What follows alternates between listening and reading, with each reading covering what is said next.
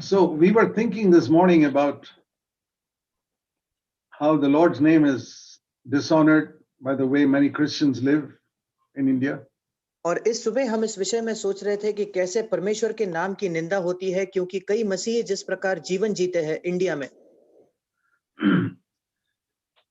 When Christians don't live upright, godly lives, it brings dishonor to the name of Christ. जब मसीही लोग सीधाई से एक ईश्वरीय जीवन नहीं जीते, तो फिर मसीह के नाम की निंदा होती है।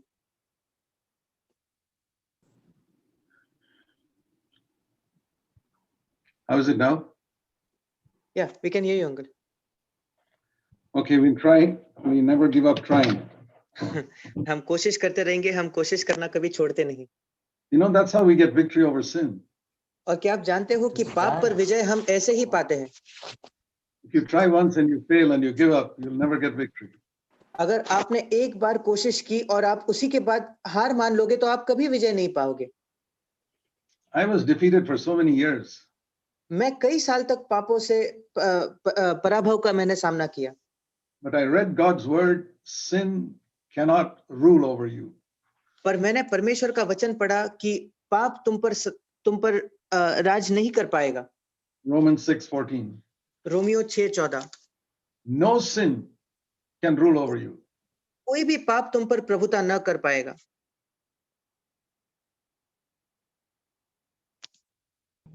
Okay, how is it now? Yes, uncle. Can you hear you? Okay, let's try. फिर एक बार कोशिश करेंगे। So, as I was saying, Romans 6:14 says that no sin can rule over us. और जैसे मैं कह रहा था, रोमियो की पत्री उसके 6 अध्याय के 14 वचन में लिखा है कि कोई भी पाप की हम पर प्रभुता न होगी। And if we believe that is God's word, और अगर हम इस पर विश्वास रखें कि ये परमेश्वर का वचन है, then we will not give up until we get it. फिर हम तब तक हार नहीं मानेंगे जब तक हमें वो प्राप्त नहीं होता। There's a promise in Jeremiah 29. यिर्मयाह नबी की पुस्तक उसके 29 अध्याय में एक वचन है। It's in the Old Testament, but it applies to us today as well. ये पुराने नियम में पाई जाती है, पर ये आज हमें भी लागू होती है। Jeremiah 29 and verse 11. यिर्मयाह उसका 29 अध्याय और 11 वचन, where it says, I know the plans I have for you. और क्योंकि यहोवा की ये वाणी है कि जो कल्पनाएं मैं तुम्हारे विषय करता हूं उन्हें मैं जानता हूं। They are plans for your good, to give you a future and a hope. ये आपके एक उज्जवल भविष्य के योजनाएं हैं, आपको एक आशा देने के लिए। And when you pray to me, verse 12, I will listen to you. और 12 वचन, जब तुम मेरे पास प्रार्थना करोगे तो मैं तुम्हें सुनूंगा। But listen to this, verse 13, very important verse. पर अब इस वचन को सुने, 13 वचन जो बहुत जरूरी वचन है। You will seek me and find me when you search for me with all your heart. तुम मुझे ढूंढोगे और पाओगे भी, क्योंकि तुम अपने संपूर्ण मन से मेरे पास आओगे। So it's only when we seek the Lord with all our heart that we will come into that life of victory.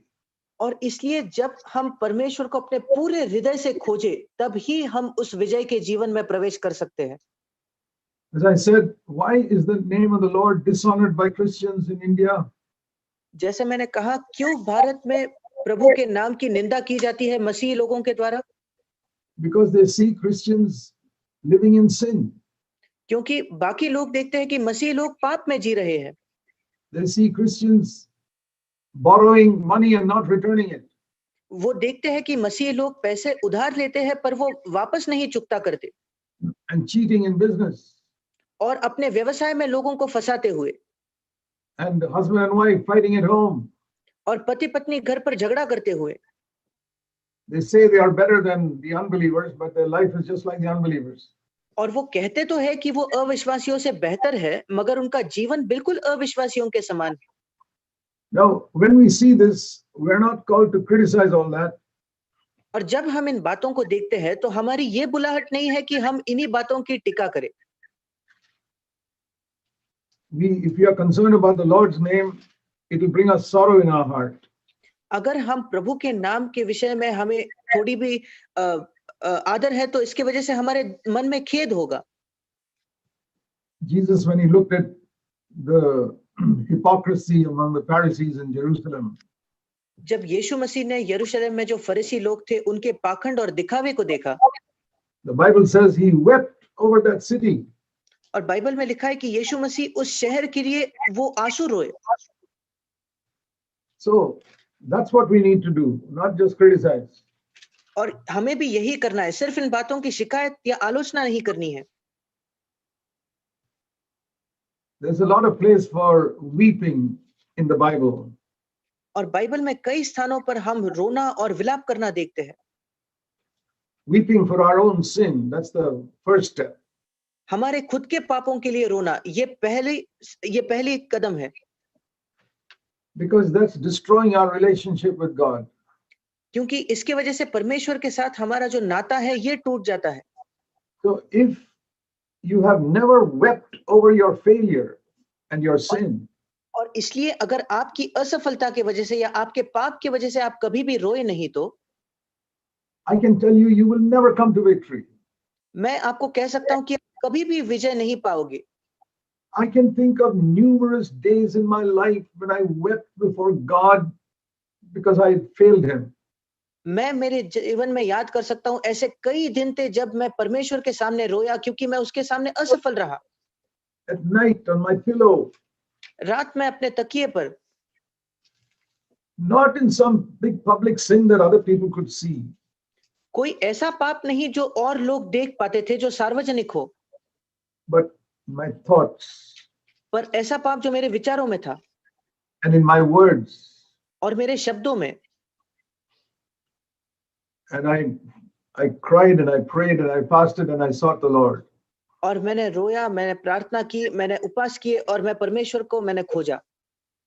And I reached the bottom of the pit.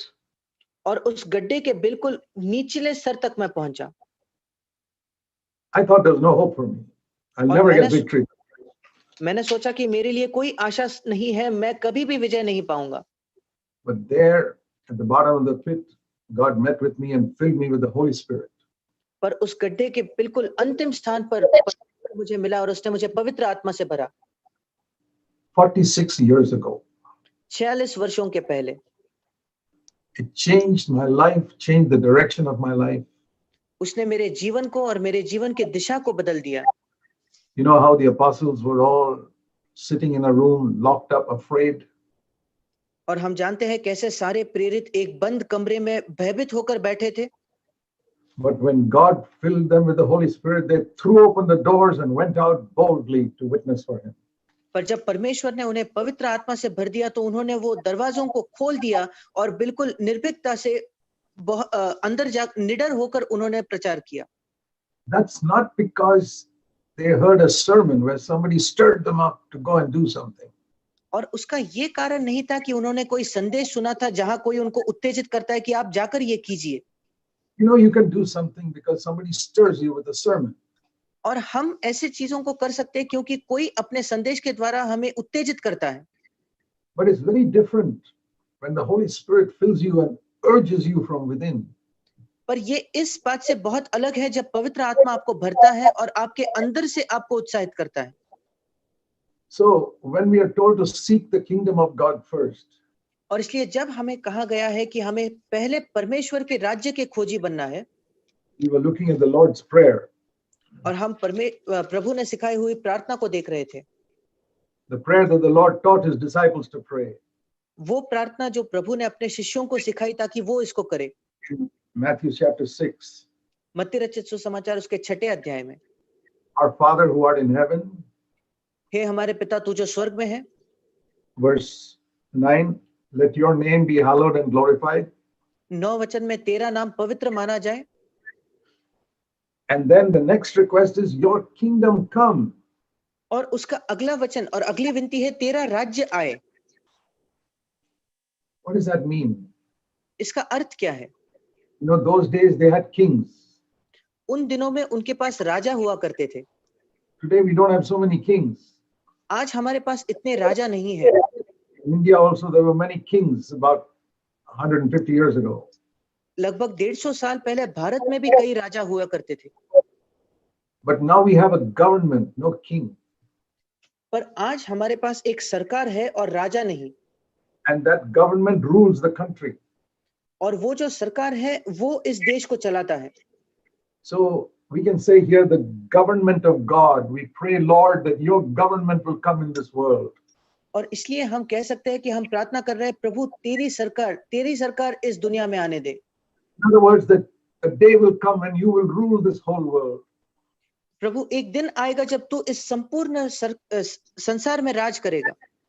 And if that is your prayer, और अगर ये आपकी प्रार्थना है तो then it must begin with us first. फिर इसकी शुरुआत हमसे होनी चाहिए। Lord, I want you to rule in my life first. और प्रभु मैं चाहता हूं कि सबसे पहले तू मेरे जीवन में राज कर। That is the meaning of seeking the kingdom of God first. Matthew 6:33. और यही मतलब है मत्ती 6 उसके 33 वचन का कि हमें पहले परमेश्वर के राज्य का खोजी होना है। I want to show you a verse in Romans chapter 14 and verse 17. और रोमियो की पत्री उसके 14 अध्याय में मैं आपको एक वचन दिखाना चाहता हूँ, Romeo 14:17। Here the kingdom of God is defined as righteousness, peace and joy in the Holy Spirit. और यहाँ परमेश्वर के राज्य की व्याख्या इस प्रकार दी है कि पवित्र आत्मा में धर्म, मेल मिलाप और आनंद। In the Holy Spirit, that's the main thing. पवित्र आत्मा में, ये जरूरी बात है। In the Old Testament, Israel had a kingdom of this earth. पुराने नियम में इस्राएलियों का जो राज्य था वो इस संसार का राज्य था। They did not have the kingdom of God in their hearts. उनके पास परमेश्वर का राज्य नहीं था उनके हृदय में, Because the Holy Spirit had not come. क्योंकि पवित्र आत्मा तब तक नहीं आया था। Today we can have the Holy Spirit fill our heart. पर आज पवित्र आत्मा हमारे अंदर होकर हमें भर सकता है। That means we have yielded every part of our life to Him. इसका मतलब हमारे जीवन का हर भाग हमने उनको समर्पित किया है। And we listen to His promptings when He tells us not to do something or to do something. और हम उसकी आवाज को सुनते हैं जब वो हमें कहता है कि ये करो या ये मत करो। That is to live under the guidance of the Holy Spirit. इसका मतलब है कि हम पवित्र आत्मा के मार्गदर्शन के नीचे जीते हैं। And you know what will be the result? और आप जानते हो इसका परिणाम क्या होगा? See Romans 8 chapter 8 and verse 4. Romeo की पत्री 8वां अध्याय और 4था वचन। If we walk according to the Spirit and not according to the flesh, अगर हम व्यवस्था की विधि से नहीं बल्कि आत्मा के अनुसार चले तो, not according to the flesh, हमारी देह के अनुसार नहीं, शरीर के अनुसार नहीं, but according to the Spirit, बल्कि आत्मा के अनुसार, then verse 4, the requirement of God's law will be fulfilled in our lives. और फिर चौथे वचन में लिखा है जो परमेश्वर के व्यवस्था की विधि के जो जरूरतें हैं वो हमारे जीवन में पूरी की जाएंगी। If we walk according to the Spirit. अगर हम आत्मा के द्वारा चले तो। So the Holy Spirit comes within us to fill us, to strengthen us, to say no to myself and yes to God. और इसलिए पवित्र आत्मा इस वजह से आया है ताकि वो आए और हमें भरे और हमें ये सामर्थ्य दे कि हम अपने आप की इच्छाओं को नहीं कह सके और परमेश्वर को हाँ कह सके। That is the main purpose of the Holy Spirit. पवित्र आत्मा के आने का ये मुख्य उद्देश्य है। That He can give me strength inside to say no to my self-will and yes to the will of God. कि वो मुझे मेरे भीतर सामर्थ्य देता है ताकि मैं अपने स्वयं की इच्छा को नहीं कहूं और परमेश्वर की इच्छा को हाँ कहूं। You can hear so many sermons on victory over sin. It will never happen till you are filled with the Holy Spirit. आप पाप पर विजय पाने के कई संदेश को सुन सकते हो पर ये आपके जीवन में तब तक पूरा नहीं होगा जब तक आप पवित्र आत्मा से भरते नहीं। And then after being filled with the Spirit, it speaks here about walking according to the Spirit. और फिर पवित्र आत्मा से भरने के बाद यहाँ लिखा है पवित्र आत्मा के द्वारा चलना। There are many people who are filled with the Spirit, but they don't walk according to the Spirit. ऐसे कई लोग हैं जो पवित्र आत्मा से भरे हैं पर वो पवित्र आत्मा के द्वारा चलते नहीं, and they don't remain filled with the Spirit. और इस वजह से वो पवित्र आत्मा से भरे नहीं रहते। And all they can say is, once upon a time I was filled with the Spirit. वो केवल इतना ही कह सकते हैं कि एक समय में पवित्र आत्मा से भरा था। It's like our physical health. ये हमारी शारीरिक स्वास्थ्य के जैसा है। You may have been very healthy 3 months ago, शायद 3 महीने पहले आप बहुत ही स्वस्थ और अच्छे थे, and you may be very sick today. और शायद आज आप बहुत बीमार हो। There are believers like that, ऐसे मसीही लोग हैं who are filled with the Spirit and walked in the Spirit for a number of years. जो पवित्र आत्मा से भरे हुए थे और जो कई सालों तक पवित्र आत्मा में चलते थे, And then they became proud. और उसके बाद वो घमंड से भर गए, They started going after money, या वो पैसे के पीछे चलना शुरू कर दिए, or they were careless in the area of sexual sin, या जो लैंगिक पाप है उस क्षेत्र में उन्होंने सावधानी नहीं बरती, or they began to see dirty movies, या वो गंदे मूवीज को देखने लग गए, and the Holy Spirit has left them. और पवित्र आत्मा ने उन्हें छोड़ दिया है। Then they can only say, so and so date 10 years ago, I was filled with the Holy Spirit. फिर वो केवल इतना ही कह सकते हैं कि 10 साल पहले इस तारीख को मैं पवित्र आत्मा से भरा था। Dear brothers and sisters, Jesus is coming soon. और मेरे भाइयों और बहनों, यीशु मसीह जल्द वापस आने वाला है। And just like people in the world spend their time accumulating money, और जैसे इस संसार के लोग पैसा इकट्ठा करने में अपना समय गवाते हैं, seek to be filled with the Holy Spirit every day. और आप ये यत्न कीजिए कि हर दिन आप पवित्र आत्मा से भरपूर हो। Lord, I want your government in my life every day. और आप कहे, प्रभु मैं हर दिन अपने जीवन में आपकी सरकार को चाहता हूँ। That means like the government passes a law, you obey it. और जैसे सरकार जब कोई नियम जारी करती है तो आप उस कायदे को मानते हो। See, for example, during this time of COVID-19, there are this COVID-19 germs are all over the world. उदाहरण स्वरूप इस कोविड-19 के महामारी के समय में ये जो कोविड-19 का कीटाणु है ये पूरे संसार में फैला है। And that is why the government says you must wear a mask to protect yourself. और इसलिए सरकार हमें कहती है कि हमें एक मास्क पहनना है ताकि हम अपने आप को सुरक्षित रखें। And we do it. और हम उसको करते हैं। When we go outside, we wear a mask so that we don't inhale those germs. और जब हम बाहर जाते हैं तो हम उस मास्क को पहनते हैं ताकि उन कीटाणु हमारे अंदर ना जाए। And so that we don't pass on those germs to others. और अगर कीटाणु हम में है तो हम उन कीटाणु को किसी और को नहीं दे। We are so careful in the matter of these germs और इन कीटाणुओं के मामले में हम कितने सावधान होते हैं, because we know that can kill us. क्योंकि हम जानते हैं कि ये कीटाणु हमें मार सकते हैं। Every day, hundreds and thousands of people are dying with this COVID. और हर दिन कई सैकड़ों लोग इस कोविड की वजह से मर रहे हैं। And that's brought a fear in people. और इस वजह से लोगों के मन में एक भय है। And so they are careful to protect themselves. और इसलिए वो सावधान रहते हैं कि वो अपने आप की सुरक्षा करें। Now, it's not very convenient to keep wearing a mask all the time and going everywhere. और ये बहुत एक अच्छी बात नहीं है कि हम दिन भर मास्क पहन के यहाँ वहां घूमें। But we still do it. पर हम फिर भी वो करते हैं Because we want to protect ourselves from the germ. क्योंकि हम उस कीटाणु से अपने आप को बचाना चाहते हैं। I want to ask you, my dear brothers and sisters, are you just as careful to protect yourself from sin? और मेरे प्रिय और भाइयों और बहनों, मैं आपसे पूछना चाहता हूँ, क्या पाप से अपने आप को बचाने के लिए आप इतना ही सावधान होते हैं? You cover your mouth, spiritually speaking, और आत्मिक तौर पर क्या आप आपके मुंह पर एक मास्क रखते हो? say, I don't want to say anything that is sinful. मतलब मैं कोई भी चीज नहीं कहना चाहता जिसमें पाप हो। That is to put a mask over our speech. इसका मतलब है कि हम जो कहते हैं उसके ऊपर हम एक मास्क रखते हैं।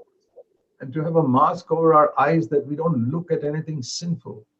और हमारी आंखों के ऊपर एक मास्क पहनना ताकि कोई भी पापमय चीज को हम ना देखें। The earthly government says put a mask over your mouth when you go out. और इस पृथ्वी की जो सरकारें हैं हमें कहती है कि हमारे मुंह पर एक मास्क होना चाहिए अगर हम बाहर जाते हैं तो। And the Holy Spirit from within us says, I want you to stop sinning with your eyes and with your tongue. और पवित्र आत्मा हमारे भीतर से कहता है कि मैं चाहता हूं कि आप अपनी आंखों से और अपने जबान से आप पाप करना बंद करो। I know there's strong desire within you to get angry or to sexual lust. और मैं जानता हूं कि आपके अंदर ये एक बहुत ही तीव्र इच्छा है कि आप गुस्सा हो और आपके अंदर ये लैंगिक वासना की ये इच्छा है। But the Holy Spirit says, my power is stronger than that. पर पवित्र आत्मा कहता है कि मेरी सामर्थ इससे ज्यादा है। And anytime you want that power, I'll give it to you. और अगर आप कभी भी इस सामर्थ को चाहोगे तो मैं इस सामर्थ को आपको दूंगा। This is the message we preach. ये संदेश है जिसका हम प्रचार करते हैं। One of the most challenging verses for Christians in the whole Bible. और संपूर्ण बाइबल में बहुत ही चुनौतीपूर्ण जो वचन है मसीहों के लिए, which I've almost never heard anybody preach on, और जिस वचन पर मैंने किसी और को प्रचार करते हुए नहीं सुना, but I preach on it many times. पर मैं इस पर कई बार प्रचार करता हूँ। It's 1 John chapter 2 verse 6. ये है पहला यूहन्ना उसका 2 अध्याय और 6 वचन। Just see what it says. हम पढ़ेंगे ये क्या लिखा है। If you say you abide in him, जो कोई ये कहता है कि मैं उसमें बना रहता हूँ, that means you're a Christian. इसका मतलब आप कहते हो कि आप एक मसीही हो। That means Christ lives in you and you are in Christ. मसीह आप में जीता है और आप मसीह में जीते हो।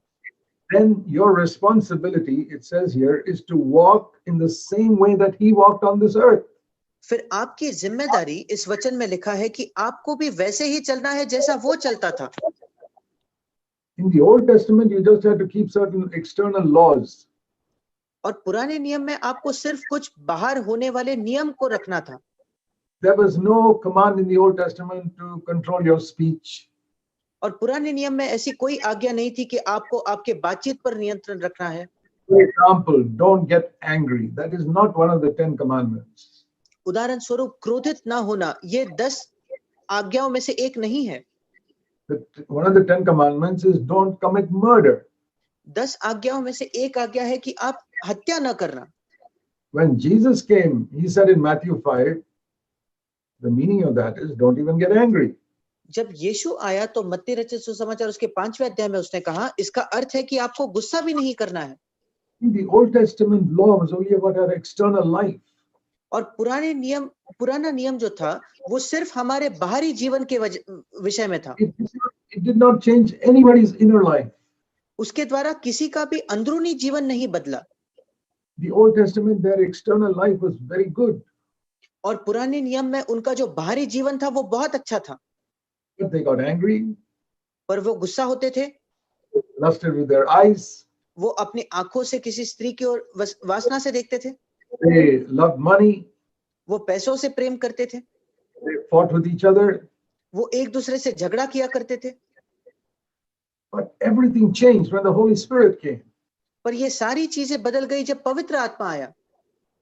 And in one sentence, I will say the Holy Spirit has come to help us to obey 1 John chapter 2 verse 6. और एक वाक्य मैं कहूंगा कि पवित्र आत्मा इसलिए आया है ताकि वो हमारी सहायता करे कि हम पहला यूहन्ना 2:6 इसको माने। Without the Holy Spirit, you can never obey 1 John chapter 2 verse 6. पवित्र आत्मा के सहायता के अलावा आप कभी भी पहला यूहन्ना 2:6 इसका पालन नहीं कर सकते। That is the way God wants us to live. और यही मार्ग है जैसे परमेश्वर चाहता है कि हम जिए। You meditate on that verse. आप इस वचन पर मनन कीजिए। How Jesus lived in such total purity. कैसे यीशु मसीह इतनी पूरी तरीके से शुद्ध जीवन जिया। God's name was not dishonored by the way Jesus lived. यीशु मसीह जिस प्रकार से जिया उसके वजह से परमेश्वर के नाम को कभी निंदा नहीं हुई, कभी अनादर नहीं आया। He could say at the end of his life, I have glorified you, Father, on this earth. अपने जीवन के अंत में यीशु कह सकता था कि प्रभु पिता मैंने इस धरती पर तेरे नाम को महिमा लाई है। That prayer he taught us, hallowed be your name, he practiced it all his life. जो प्रार्थना उसने हमें सिखाई कि तेरा नाम पवित्र माना जाए, अपने पूरे जीवन में उसने उसे माना। And he says, I give you the Holy Spirit that you can also do that all your life. और वो कहता है कि मैं अब तुम्हें पवित्र आत्मा देता हूं ताकि तुम भी इसको अपने जीवन भर कर सको। So in this connection, I want to show you Hebrews chapter 4. और इसी संबंध में आपको मैं इब्रानियों की पत्री उसका 4था अध्याय दिखाना चाहता हूँ, How the kingdom of God, the government of God can run our life. कैसे परमेश्वर का राज्य या परमेश्वर की सरकार या प्रभुता हमारे जीवन को चला सकती है। That means God is the king and ruler of my life. इसका मतलब परमेश्वर मेरे जीवन का अधिकार करने वाला और राजा है। That is why he wants us to be filled with the Holy Spirit. इस वजह से वो चाहता है कि हम पवित्र आत्मा से भर जाए। Today there are many Christians who say you filled with the Spirit in order to speak in tongues. आज ऐसे कई मसीही हैं जो कहते हैं हमें पवित्र आत्मा से भरना है क्योंकि हमें अन्य भाषा में बोलना है। Well, that is a gift God gives to some people, not to everyone. ये एक दान है जो परमेश्वर कुछ लोगों को देता है, सबको नहीं। But that is not the main purpose. ये मुख्य उद्देश्य नहीं है। If you think of all the gifts of the Spirit like the parts of our human body, अगर पवित्र आत्मा के सारे दान आप मानो हमारे शरीर के अवयवों के जैसे हैं, there are important parts like the eyes and the ears and the tongue. और ऐसे मुख्य कुछ दान होते हैं जैसे आंख और सुनना और हमारी जबान। So there are many gifts of the Holy Spirit which are very, very important. और ऐसे ही पवित्र आत्मा के कई दान हैं जो बहुत जरूरी है। And speaking in tongues is like a little finger. और अन्य भाषा में बोलना ये एक छोटी उंगली के समान है। We don't want to cut it off, हम अपनी छोटी उंगली को काटना नहीं चाहते, but we don't want to make it 5 meters long. पर हम उंगली को 5 मीटर बड़ा भी नहीं करना चाहते। So there are two types of Christians. और इसके दो प्रकार के मसीही हैं। Some people make this little finger, the speaking in tongues, 5 meters long there. कुछ लोग इस छोटी उंगली को मतलब अन्य भाषा में बात करने को 5 मीटर लंबा बना लेते हैं। You have a finger which is 5 meters long, wherever you go, you'll be hurting people. अगर आपके पास एक उंगली है जो 5 मीटर बड़ी है, तो आप जहां कहीं जाओ आप लोगों को चोट पहुंचाओगे। That is how these people who emphasize speaking in tongues hurt everybody. ऐसे ही जो लोग अन्य भाषा में बात करते हैं वो दूसरे लोगों को चोट पहुंचाते हैं। And there are some other Christians who react against that and say, we don't want it, cut it off completely.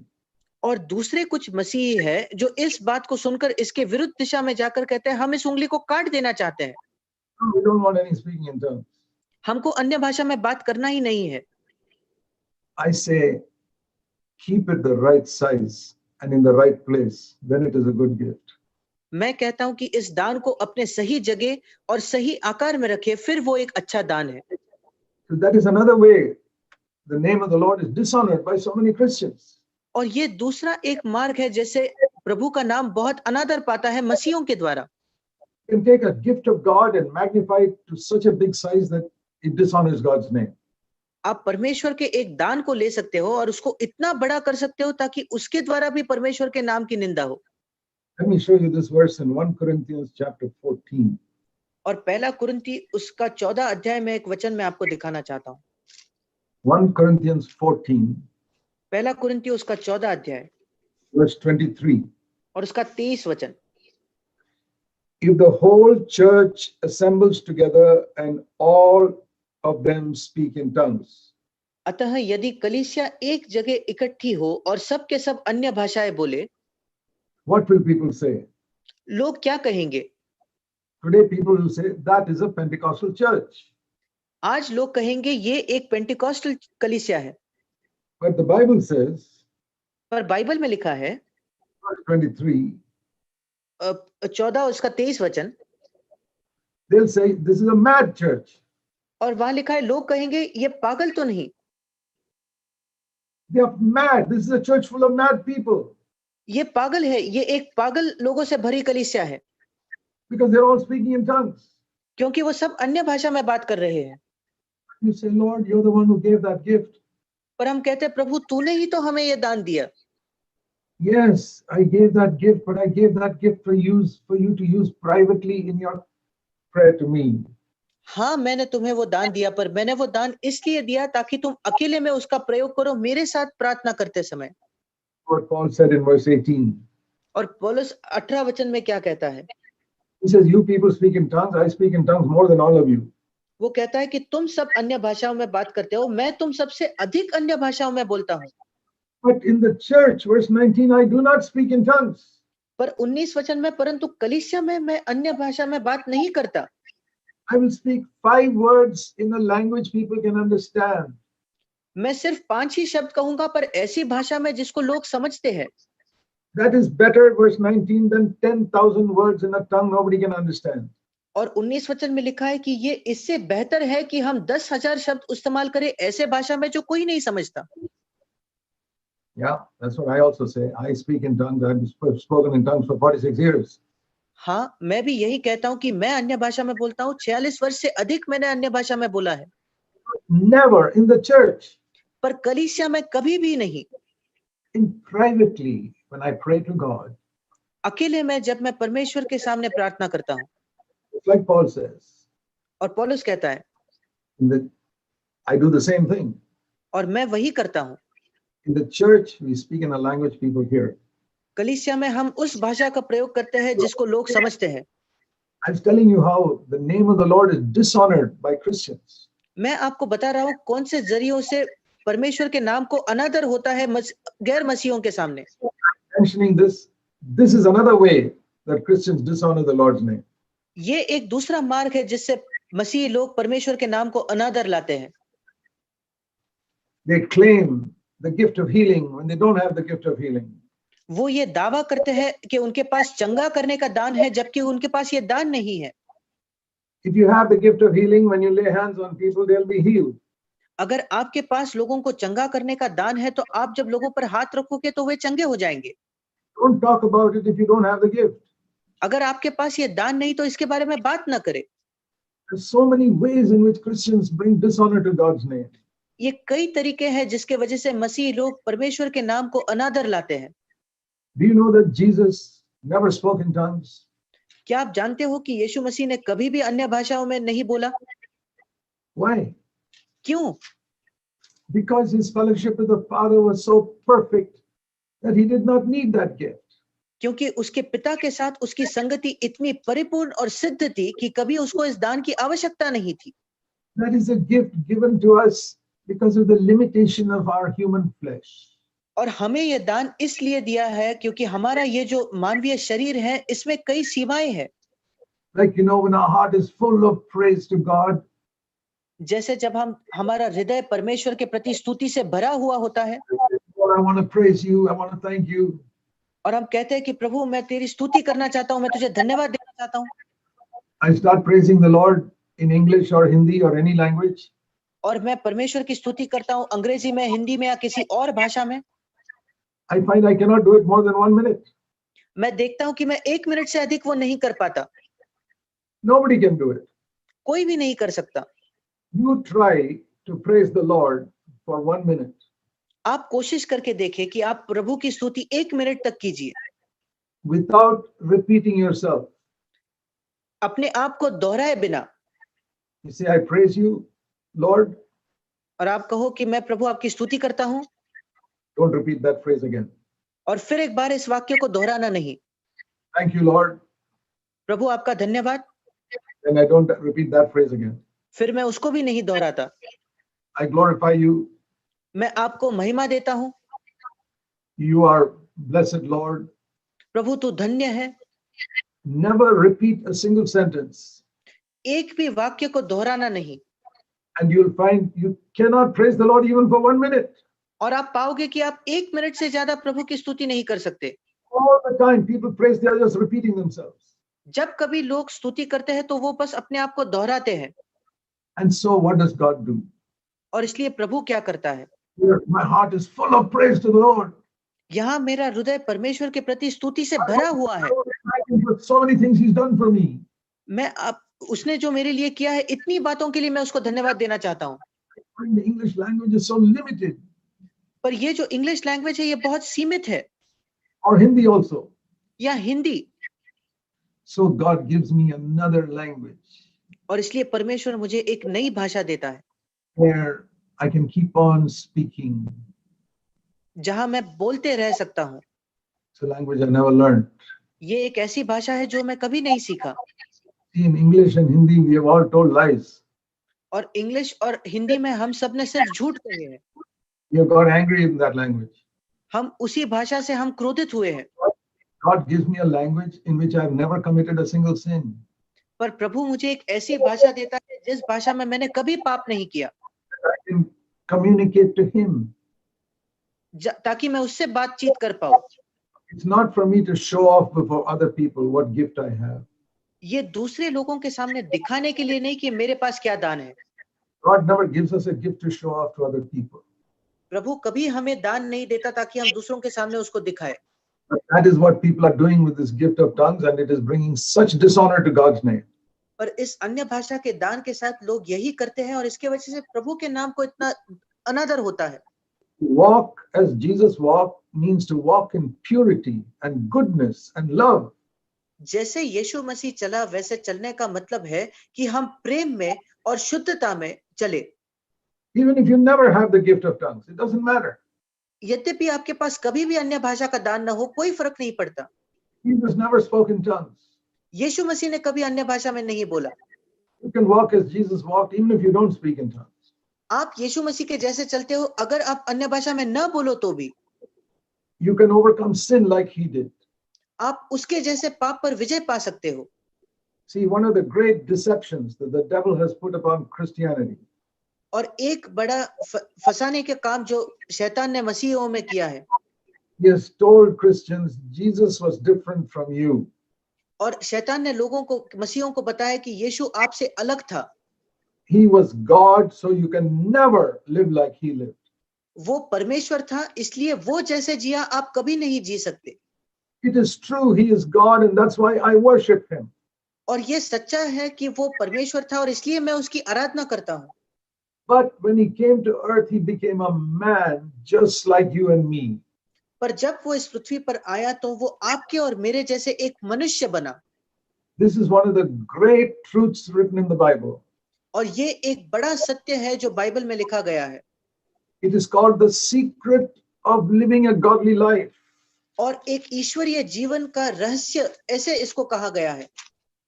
Turn to 1 Timothy chapter 3, और पहला तिमुथियुस उसका 3रा अध्याय verse 16.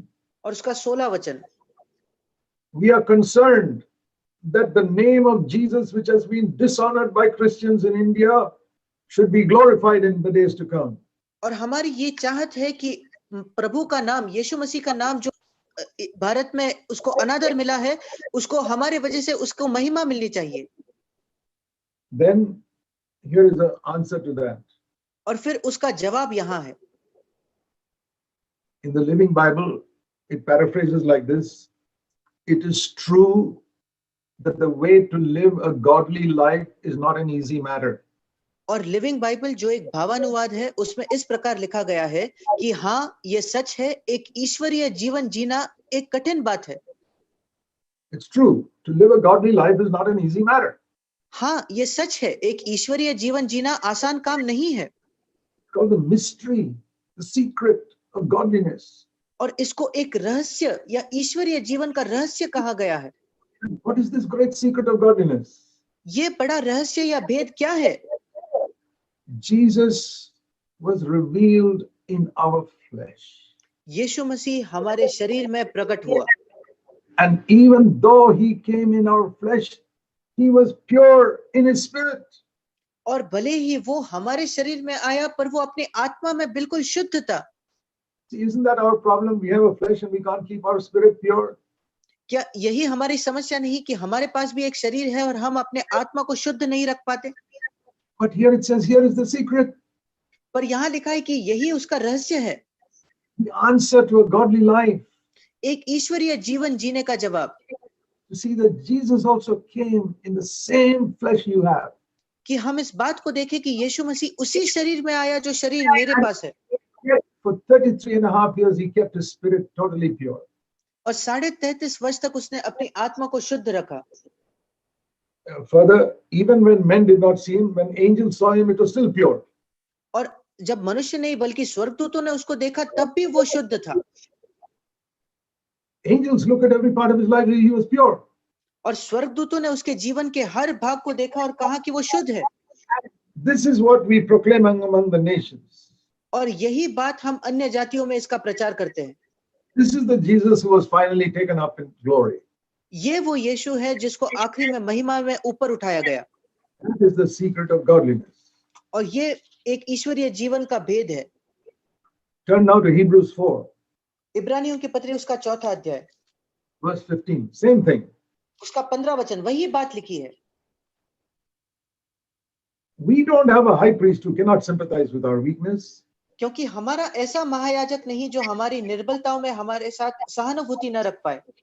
Jesus is our leader or high priest. यीशु मसीह हमारा अगुआ या हमारा महायाजक है।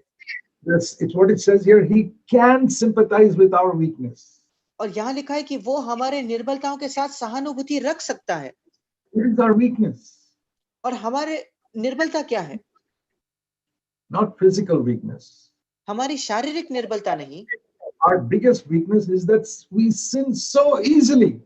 हमारी सबसे बड़ी निर्बलता है कि हम इतने आसानी से पाप करते हैं। One pretty girl walks down the other side of the road and you sin. अगर रास्ते के दूसरी बाजू एक सुंदर स्त्री जाए तो हम तुरंत पाप में गिरते हैं।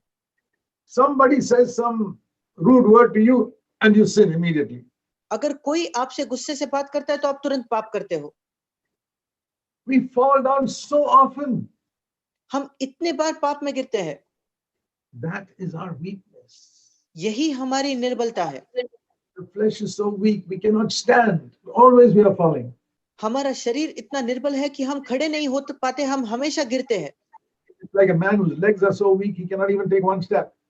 और ये एक मनुष्य के समान है जिसके पैर इतने निर्बल है कि वो एक कदम भी नहीं चल सकता। He takes one step, he falls down. वो एक कदम चलता है, वो गिरता है। Somebody lifts him up, he takes another step, he falls down. कोई उसे उठाता है, वो एक और कदम चलता है और वो गिर जाता है। Isn't that your experience with sin? क्या ये आपका अनुभव नहीं पाप के साथ? You make a determination that I'm going to control my tongue. आप एक निश्चय करते हो कि मैं अपने जबान पर काबू रखूंगा। It lasts for maybe 1 or 2 days. शायद वो सिर्फ 1 या 2 दिन तक ही आप कर पाते हो। You say, I'm going to control my eyes. It lasts for 1 or 2 days. आप कहते हो कि मैं अपने आंखों पर नियंत्रण रखूंगा, वो बस 1 या 2 दिन तक टिकता है। Now you need to learn the secret of living a godly life. अब आपको एक ईश्वरीय जीवन जीने का भेद सीखना है। How the government of the kingdom of God can rule your inner life. कैसे परमेश्वर की राज्य, परमेश्वर की सरकार और प्रभुता आपके जीवन में आ सके। I know this is what helped me 46 years ago. मैं जानता हूं क्योंकि 46 वर्षों पहले इसी बात ने मेरी सहायता की। Not only I was filled with the Holy Spirit, इतना ही नहीं कि मैं पवित्र आत्मा से भर गया, but I saw another great truth पर मैंने एक और सत्य को देखा that Jesus came like me. कि यीशु मसीह मेरे जैसा बनकर आया। It says in verse 6:15 here, Hebrews 4:15, was tempted like me. और यहाँ इब्रानियों 4:15 में लिखा है कि वो मेरे समान परखा गया। He was tempted exactly like me, वो बिल्कुल मेरे समान परखा गया, but he did not sin even once. पर उसने एक बार भी पाप नहीं किया। He did not sin in his thoughts. उसने अपने विचारों में पाप नहीं किया, He did not sin in his words. उसने अपने शब्दों से पाप नहीं किया, He did not sin in his actions. उसके कामों से उसने पाप नहीं किया। His attitudes to people, he was always loving, always loving. और लोगों के प्रति उसका जो रवैया था वो हर समय प्रेम करता, हर समय प्रेम करता था। All the time, he never went out of love. हर समय वो कभी भी प्रेम से बाहर नहीं गया। His attitude was always without sin. उसका रवैया हर बार पाप रहित था। The moment your heart does not love somebody, you are in sin. जिस क्षण आपका मन किसी से प्रेम नहीं करता, आप पाप कर चुके हो। If you hate one person in the world, there's sin in your life. अगर इस संसार के एक व्यक्ति से भी आप घृणा करते हो तो आपके जीवन में पाप है। If you have not forgiven one person, there's sin in your life. अगर आपने एक भी व्यक्ति की क्षमा नहीं की तो आपके जीवन में पाप है। Jesus never sinned. यीशु ने कभी पाप नहीं किया। And in the motive with which he did things also there was no sin. और जिस मकसद से उसने बातों को किया उसमें भी पाप नहीं था। Sometimes you can do a good thing. कई बार आप एक अच्छे काम को कर सकते हो, Like preaching, it's a good thing. जैसे प्रचार करना, ये एक अच्छी बात है। But a lot of people do it to make money. पर कई लोग इसको करते हैं पैसा बनाने के लिए। A lot of people write Christian books to कई make लोग money. कई लोग मसीही किताबें लिखते हैं पैसा कमाने के लिए। Writing a Christian book is a good thing. मसीही किताब लिखना एक अच्छी बात है, But when you do it to make money, it becomes a sin. पर जब आप इसको पैसा कमाने का जरिया बनाते हो तो ये एक पाप है। A lot of people are committing sin in Christian work कई लोग मसीही काम के अंदर पाप कर रहे हैं, because they are doing it for their own honor. क्योंकि वो अपने ही आदर के लिए उनको करते हैं। They are doing it to get some money for themselves from somebody. वो किसी और व्यक्ति से अपने लिए पैसा कमाने के लिए इसको करते हैं। Jesus never sinned in the motive with which he did God's will. यीशु मसीह ने परमेश्वर का जो काम किया उसके मकसद में कभी भी पाप नहीं किया। So you say, that's great, I can admire him. और फिर हम कहते हैं कि ये कितनी अच्छी बात है, मैं उसकी प्रशंसा और सराहना कर सकता हूँ। Jesus never said admire me, he always said follow me. यीशु मसीह ने कभी नहीं कहा कि आप मेरी सराहना करें, वो हमेशा कहता था कि आप मेरे पीछे चले। That's why it says here, और इसलिए यहाँ लिखा है, Jesus lived like this. क्योंकि यीशु ऐसा जिया। You say, so what? और फिर हम कहते हैं तो क्या? Yeah, it's written in the next verse. हाँ, अगले वचन में ये लिखा है, Since he lived like this, let us also come to the throne of grace. क्योंकि वो इस प्रकार से जिया, आइए हम भी उस अनुग्रह के सिंहासन के निकट आए। And when we come to the throne of grace, और जब हम उस अनुग्रह के सिंहासन के निकट आएंगे, we will first of all receive mercy. Mercy is forgiveness for all our past sins. तो वहां सबसे पहले हम दया को पाते हैं। दया है हमारे बीते हुए पापों की माफी। Mercy is an Old Testament word. दया ये एक पुराने नियम का शब्द है। And then after that we get grace also, it says here. और उसके बाद हम अनुग्रह पाते हैं, यहाँ लिखा है। Mercy is for the past, grace is for the future. दया हमारे अतीत के लिए है और अनुग्रह हमारे आने वाले कल के लिए है। Grace is God's power to help us to overcome sin. अनुग्रह परमेश्वर की सामर्थ है ताकि हम पाप पर विजय पा सके। It says in Hebrews 13 and verse 8. इब्रानियों की पत्री उसका 13 अध्याय और 8 वचन। What will strengthen our heart to keep it pure? हमारे हृदय को कौन सी बात दृढ़ और बलवंत कर सकती है ताकि हम उसको शुद्ध रखें? Hebrews 13 verse 9. इब्रानियों की पत्री 13 अध्याय उसका 9 वचन। The heart can be strengthened by grace. क्योंकि मन अनुग्रह से दृढ़ रह सकता है। So we read in Hebrews 4:16, because Jesus overcame, और हमने इब्रानियों 4:16 में पढ़ा, क्योंकि यीशु मसीह ने विजय पाया, let us also come there and get grace that we can also overcome.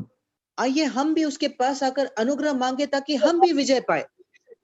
What do we read in Romans 6:14? हमने रोमियो 6:14 में क्या पढ़ा? When we are under grace, sin cannot rule over us. जब हम अनुग्रह के नीचे हैं तो हम पर पाप की प्रभुता न होगी। If I live under God's grace, sin can never rule over me. अगर मैं परमेश्वर के अनुग्रह के नीचे जीता हूं तो पाप कभी भी मुझ पर प्रभुता न करने पाएगा। But if I move away from God's grace, then sin can rule over me. पर अगर मैं परमेश्वर के अनुग्रह से हट जाऊं फिर पाप मुझ पर प्रभुता करेगा। We always live under the grace of God. और इसलिए हमें हर समय परमेश्वर के अनुग्रह के नीचे जीना है। Let me show you Luke chapter 2. और लूका रचित सुसमाचार उसका 2 अध्याय। It's talking about Jesus from the time he was a little child. यहाँ यीशु मसीह का वर्णन है एक बच्चा होने के समय से। When he was a little child, जब वो एक बालक था। Hebrews 2 verse 40. Sorry, Luke chapter 2 verse 40. लूका 2 और उसका 40 वचन। It's talking about Jesus.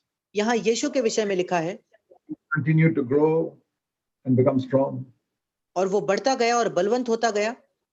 And the grace of God was upon him. और परमेश्वर का अनुग्रह उस पर था। So Jesus had the grace of God upon him as a child. और इसलिए एक बालक होते हुए भी यीशु के ऊपर परमेश्वर का अनुग्रह था। 33.5 years he lived under grace. और 33.5 साल तक वो अनुग्रह के अधीन जिया। Never moving out even 1 second. वो एक क्षण के लिए भी उस अनुग्रह से बाहर नहीं गया। And so he never sinned. और इसलिए उसने कभी पाप नहीं किया। That is how we are to walk as Jesus walked. हमें इस प्रकार चलना है जैसा यीशु खुद चलता था। In Hebrews chapter 2, इब्रानियों की पत्री उसका 2 अध्याय There we saw at the beginning of his life, from the time he was born, in Luke 2. और लूका 2 में हमने देखा कि यीशु मसीह के जीवन के आरंभ के समय In Hebrews 2, we read about the end of his life when he died. इब्रानियों की पत्री उसका दूसरा अध्याय, उसमें हम उसके जीवन का अंत पढ़ते हैं जहां वो मरा On the cross, that was the end of his life. उस क्रूस पर, जब उसने मृत्यु से ही वो उसके जीवन का अंत था। And then he rose up from the dead. और फिर वो मरे हुओं में से जी उठा। That end of his earthly life. उसके संसारिक जीवन के अंत में It says in Hebrews 2 verse 9, इब्रानियों 2 उसका 9 वचन, in the last part, that even that death, it was by the grace of God that he did it. और उस वचन के अंतिम भाग में लिखा है ताकि परमेश्वर के अनुग्रह से उसने उस मृत्यु को सहा। So from birth to death, it was under the grace of God that Jesus lived. और उसके जन्म से लेकर मृत्यु तक यीशु मसीह परमेश्वर के अनुग्रह के नीचे जिया। We can have that. हम ये प्राप्त कर सकते हैं, But there's only one condition. पर उसकी एक ही शर्त है। Not 10, 10 शर्तें नहीं, not 20. 20 शर्तें नहीं, One condition. केवल एक ही शर्त है। 1 Peter 5 verse 5, पहला पत्रस 5वां अध्याय 5वां वचन, the last part. उसका अंतिम भाग, God gives his grace only to humble people. परमेश्वर अपने अनुग्रह सिर्फ दीन और नम्र लोगों को देता है। James 4:6, the same thing is repeated there. याकूब 4:6 में वही बात दोहराई है, Twice. 2 bar. God gives his grace to the humble. परमेश्वर नम्र लोगों को अपना अनुग्रह देता है। Jesus remained humble from childhood till his death. यीशु मसीह अपने बचपन से अपने मृत्यु तक नम्र रहा, Every moment.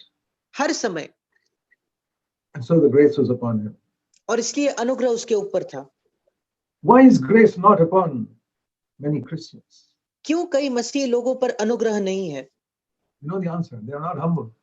हम उसका जवाब जानते हैं, क्योंकि वो नम्र नहीं है। Inside their heart, they think much about themselves. अपने हृदय में वो अपने बारे में बहुत ज्यादा सोचते हैं। I am better than so and so. मैं इस व्यक्ति से बेहतर हूँ, I'm prettier than so and so. मैं इस व्यक्ति से सुंदर हूँ, I can preach better than so and so. मैं इस व्यक्ति से अच्छा प्रचार कर सकता हूँ, I got a better degree and a better job than so and so. मैंने एक अच्छी डिग्री और अच्छी नौकरी पाई है इस व्यक्ति से की तुलना में, I've got a better car or a better house than so and so. मेरे पास एक अच्छी कार या अच्छी गाड़ी है इस व्यक्ति से भी, I am more spiritual than person. या मैं दूसरे व्यक्ति से ज्यादा आत्मिक व्यक्ति हूँ, Or my children are much better behaved than those people's children. या मेरे बच्चों का बर्ताव उन लोगों के बच्चों से ज्यादा अच्छा है। No wonder you don't get any grace from God. और फिर इसमें कोई अचंभे की बात नहीं कि आपको परमेश्वर से अनुग्रह नहीं प्राप्त होता, You're proud all over. क्योंकि आप हर जगह घमंड से भरे हो। God resists the proud, it says in that same verse. उन्हीं वचनों में लिखा है, परमेश्वर अभिमानियों का विरोध करता है। I've looked at it like this. मैंने उसको इस प्रकार देखा है, If I'm proud about anything, अगर मैं किसी भी विषय के बारे में घमंड रखता हूँ, proud of my looks, मैं कैसा दिखता हूँ, intelligence, मेरी जो बुद्धि है, spiritual gifts, मेरे आत्मिक दान, or even some victory over sin, या पाप पर जो मैंने विजय पाई है, some pride, थोड़ा सा घमंड, some thing that makes me feel I'm better than that other person. एक छोटी बात जिसके वजह से मुझे लगता है कि मैं दूसरों से बेहतर हूँ, God comes in front of me and pushes me back. परमेश्वर मेरे सामने आ खड़ा होता है और मुझे पीछे ढकेलता है। I'll not only not make progress, I'll go backward. फिर इतना ही नहीं कि मैं बढ़ोतरी नहीं करूंगा, बल्कि मैं पीछे फिसल जाऊंगा। That is the meaning of God is opposed to the proud. इसका मतलब है कि प्रभु अभिमानियों का विरोध करता है। If I humble myself अगर मैं अपने आप को नम्र करूं and say, Lord, I want to be the least of all the believers, और अगर मैं कहूं कि प्रभु सारे विश्वासियों से मैं सबसे छोटा होना चाहता हूं, then God will come behind me and push me forward. फिर परमेश्वर मेरे पीछे आकर मुझे आगे ढकेलेगा। If God is pushing me forward, अगर परमेश्वर आपको आगे ढकेले तो the devil and all the demons of hell cannot stand in front of me. और शैतान और नरक के सारे अशुद्ध आत्मा आपके खिलाफ खड़े नहीं हो सकते। All the temptations in the world cannot push me down. इस संसार के सारे प्रलोभन हमें नीचे नहीं ढकल सकते। Dear brothers and sisters, मेरे भाई और बहनों, if you want to honor and glorify God's name in India, अगर आप भारत में परमेश्वर के नाम को आदर लाना चाहते हो और महिमा लाना चाहते हो, humble yourself. अपने आप को नम्र कीजिए। Every situation, हर परिस्थिति में, every day. हर दिन। I've experienced that for many years in my life now. मैंने अपने जीवन में कई वर्षों तक इसका अनुभव लिया है Give me victory in my thoughts and my words and so many things. और परमेश्वर ने मेरे विचारों में, मेरे शब्दों में और कई क्षेत्रों में मुझे विजय दी है। From behind, he's pushing me forward. मेरे पीछे से वो मुझे आगे ढकेलता है And the devil and demons are afraid of me. और शैतान और अशुद्ध आत्मा मुझसे डरते हैं It can be your portion too. और ये आपका भी भाग हो सकता है। So let us pray that God's name will be hallowed, glorified in our lives. और हम प्रार्थना करेंगे कि परमेश्वर का नाम पवित्र माना जाए और उसको महिमा मिले हमारे जीवन में। Kingdom and the rule of God will come into our lives. और परमेश्वर का राज्य और उसकी प्रभुता हमारे जीवन में आए। Means we will listen to his promptings. As soon as he tells us to do something, we do it. इसका मतलब हम उसकी आवाज सुनेंगे, जैसे ही वो हमें कुछ करने कहेगा हम करेंगे। We hear in our conscience, that was wrong. Confess it and forsake it. और हमारे विवेक में अगर हम सुनेंगे कि वो गलत था तो हम उसको अंगीकार करके उसको छोड़ेंगे। Or when you hear a voice in your conscience, don't do that, what other people are doing. या आपके विवेक में आप सुनते हो, वो मत करो जो और लोग करते हैं। Other Christians may do it, you can't do it. बाकी मसीह शायद उसको करते हैं, आप मत करना। Listen to that voice in the spirit. आत्मा में उस वाणी को आप सुनिए And you will glorify God. और फिर आप प्रभु के नाम को महिमा लाओगे And the kingdom of God will run your life and your home. और परमेश्वर का राज्य आपके जीवन और आपके घर को चलाएगा। You'll be a blessing to your wife, to your husband, to your children, आप आपके पत्नी के लिए, पति के लिए और बच्चों के लिए एक आशीष बनोगे and to other people in your church. और आपके कलीसिया में और लोगों के लिए। God bless you. परमेश्वर आपको आशीष दे। Let us pray. हम प्रार्थना करेंगे। Heavenly Father, हमारे स्वर्गीय पिता, thank you for your word. हम आपको धन्यवाद देते हैं आपके वचन के लिए। Help us to honor you हमारी सहायता कीजिए कि हम आपका आदर करें and to take seriously what you have spoken to us. और जो आपने हमसे कहा है उसको हम गंभीरता से लें। Fill us with the Holy Spirit that we can walk as Jesus walked. हमें पवित्र आत्मा से भर दीजिए ताकि हम यीशु जैसे चला वैसे चल पाए। We pray in Jesus' name. यीशु के नाम से मांगते हैं। So, Abu, you wanted Annie to come and say a few words? Yes, brother, please. Okay, I'll just call her 1 minute. Yes.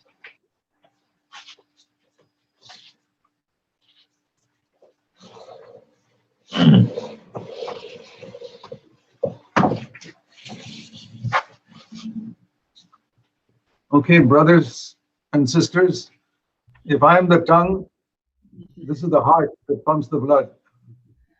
और प्रिय भाइयों बहनों, यदि मैं अगर जुबान हूँ तो मेरी पत्नी जो है वो एक हृदय का काम करती है And the tongue cannot speak if the heart does not pump the blood. और यदि वो हृदय धड़कना नहीं अच्छे से करेगा तो जुबान जो है वो काम करना बंद कर देगी। That means she prays for me all the time. और इसका मतलब ये कि वो हमेशा मेरे लिए प्रार्थना करती है। Brothers and sisters, you can keep the video on, but keep the mic muted. भाइयों बहनों, अपना वीडियो आप ऑन कर सकते हैं, लेकिन कृपया अपना ऑडियो जो है उसे ऑफ करके रखें। Thank you, Sister Annie. Welcome. We would like to hear a few words from you. Thank you, dear brothers and sisters. It's such a joy to see you all. और प्रिय भाइयों और बहनों, बहुत बहुत धन्यवाद। कितना बड़ा आनंद है आप सबों को इस तरह से देख पाना। Thank God for all that He has done for us. और परमेश्वर का धन्यवाद हो जो कुछ उसने हमारे लिए किया है उसके लिए। And He's given us so many good things in the past 1 year. और पिछले 1 साल में परमेश्वर ने कितनी भली चीजों को हमको दिया है। It's almost 1 year since the pandemic started. और महामारी शुरू होने के बाद लगभग 1 साल बीत चुका है। And it has been a difficult year for many of us. और हम बहुत सारे लोगों के लिए एक बहुत ही कठिन वर्ष रहा है। But the Lord taught us many things in this last 1 year. लेकिन परमेश्वर ने पिछले साल के अंदर बहुत सारी चीजें हमें सिखाई है। I'm sure all of us can say the Lord has taught us to pray more in this 1 year. और मैं निश्चित जानती हूँ कि हम में से सभी ये कह सकते हैं कि परमेश्वर ने हमें इस पिछले साल में प्रार्थना करने के लिए जरूर सिखाया है। And as we heard, He has taught us to trust Him as a loving Heavenly Father. और जैसे हमें सिखाया गया कि हमें उस स्वर्गीय पिता के ऊपर भरोसा रखने के लिए सिखाया गया है। He taught us to accept His will, और हमें ये सिखाया गया कि हम उसकी इच्छा को स्वीकार कर सके to be patient and to depend on Him, और हम धीरज रख सके और पूरी रीति से उस पर निर्भर रह सके to accept delays in our life, और पूरी रीति से जो बातें उसने हमारे लिए रखी उसे हम ग्रहण कर सके to live more simply than we did before, और जितना हम पहले रहते थे सादगी से उससे और अधिक बढ़कर हम उस सादगी के साथ जीवन को बिता सके to cut out unnecessary earthly things, और अनावश्यक पृथ्वी की बातों को हमारे जीवन से हम दूर कर सकते हैं and to be content with what we have. और जो कुछ हमारे पास है उसमें हम संतुष्ट रह सकते हैं। Most of us, our husbands, have been at home more this year. और ये साल में खासकर बहुत सारे जो पति जो है वो खासकर अपने घरों में रहते हैं And God has helped us to come closer to our parents, our partners, and our children. और परमेश्वर ने हमें सहायता दी है कि हमारे जो माता पिता जो है या हमारे सहयोगी है बच्चों के साथ हम और नज़दीक ही आ सके And to be kinder and more thoughtful to them. और उनके साथ और कोमलता के साथ और विचारशील उनके प्रति हम बन सके And He has given us a greater longing for the power of the Holy Spirit. और परमेश्वर ने हमें और अधिक उग्र इच्छा दी है उसकी पवित्र आत्मा की सामर्थ को प्राप्त करने के लिए And heaven has become closer to us now. और इन दिनों के अंदर स्वर्ग हमारे और भी नज़दीक जैसे आ चुका है And to seek for heavenly things now. और स्वर्गीय बातें जो आज है उसकी हम खोज कर सके And through this sickness, we have seen that God's kingdom is so close to us. और इस बीमारी के द्वारा हमने इस बात को जाना कि परमेश्वर का राज्य हमारे कितने अधिक नज़दीक है And He has taught us to love one another. और उसने हमें सिखाया कि हम कैसे एक दूसरे को प्रेम कर सकते हैं So I would just want to close with that verse in 1 Corinthians 13:7. और पहला कुरिन्थिय 13:7 के वचन के द्वारा मैं अंत करना चाहती हूँ That love bears all things, और प्रेम जो है सब बातें सह लेता है believes all things, और सब बातों पर विश्वास करता है hopes all things, और सब बातों की आशा रखता है and endures all things. और सब बातों में धीरज धरता है May the Lord help us to endure till the end in love. परमेश्वर हमारी सहायता करे कि ताकि उस प्रेम के अंदर बने रहते हुए धीरज में हम आगे बने रह पाए God bless you, dear brothers and sisters. प्रिय भाई और बहनों प्रभु आप सभी को आशीष दे